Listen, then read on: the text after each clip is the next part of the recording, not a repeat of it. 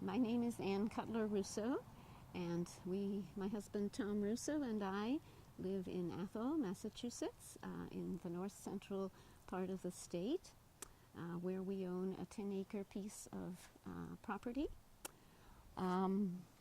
We've lived here for 26 years, and during that time we've worked hard to maintain the integrity of our old home, to grow food for our table, and to provide bird and butterfly habitat. Most of the 10 acres is wooded. The remainder is taken up by our home, our gardens, and a small barn which now supports solar panels. The property abuts the Lawton State Forest, which is 370 acres. The area is wet in many spots. There are several intermittent streams, and I hike daily through our property and through the forest. I enjoy the flora and the fauna and watching the seasons change, and in the winter I snowshoe.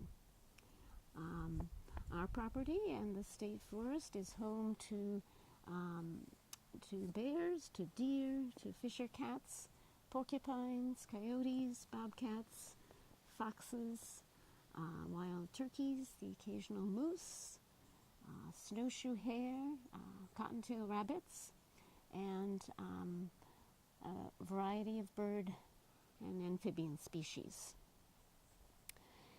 The Lawton State Forest is an area of historical interest as well. There are old stone walls. There are several cellar holes and old logging roads too. There are 2 ponds that support a variety of provide pond habitat. Recently we received a letter from the Tennessee Gas Pipeline Company asking for permission to go on our property to survey for a natural gas pipeline. The information given us was that the pipeline would be about 2.5 to 3 feet wide, that the right-of-way would be about 50 feet wide, and that during construction an additional 50 to 75 feet would be cleared. And this involves taking cutting a lot of our trees. And from the documents we were given by Kinder Morgan, which is the parent company of Tennessee Gas Pipeline, it appears that the pipeline will cut through approximately 450 feet, to cut a swath 450 feet long through our property. And if it is indeed going to be 100 feet wide, that's the amount of land they'll need to construct the pipeline, 450 feet by 100 feet wide, well, that's 45,000 square feet, and that's a little bit over an acre of land that'll be clear cut and then excavated in order to put the pipeline in.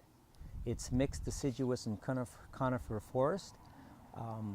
We never plan to take all the trees off it. However, we may take a few trees off now and again for firewood to supplement our heating in our home. And if they take an acre of trees off of our land, that's going to be a considerably smaller amount of firewood that we'll have available. It's also interesting to note that in the letter they sent to us to sign to give them permission to come onto our property to begin early work on the pipeline, they state that this is what we're supposed to sign. We, the grantor, do hereby grant permission to Tennessee Gas Pipeline Company, LLC, a Delaware limited liability company,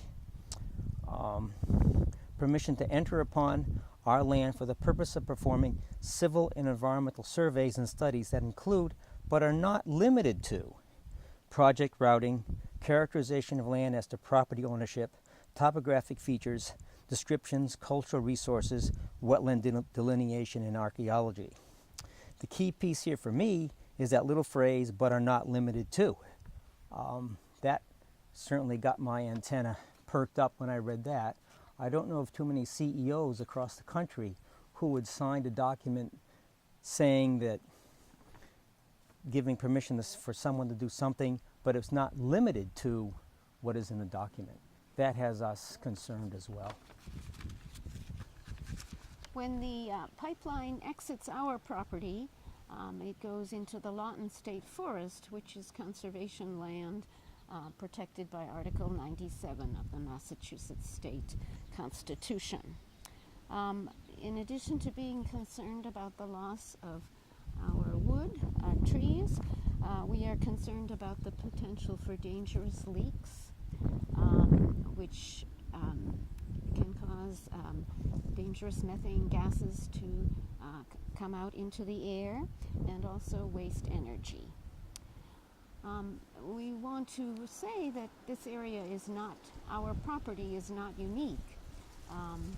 All of northern Massachusetts is much like this, and they've chosen to route the pipeline through this very beautiful scenic rural area with many conservation lands. Millions of dollars have been spent protecting this land, and it's been protected in the hope that it'll be here for future generations to enjoy. And we certainly hope that the integrity of the land can be preserved. So I think that's it. Would you like to share with us what you have growing out here? Okay, this is our backyard. We have a small mowed portion, and then we have a field which is beautiful in the summertime and the fall. We have blueberry bushes, we have blackberry bushes, we have a couple of apple trees and a peach tree, and this big cherry tree here is bird heaven.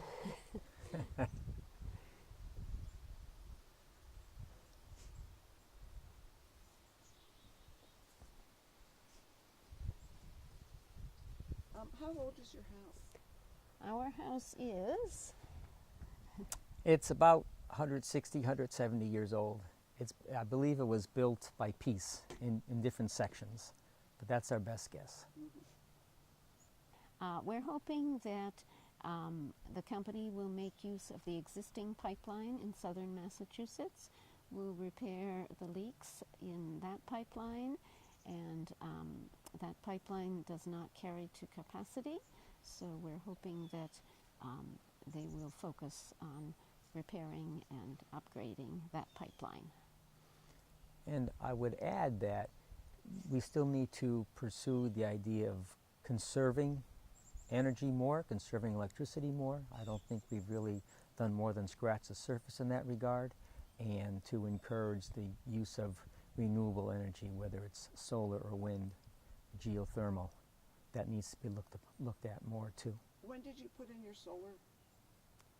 Just recently. It was just turned on last week. Oh, wow. So Wow. we're very excited about it. Well, congratulations. Thank you very much. Thank you. Thank you.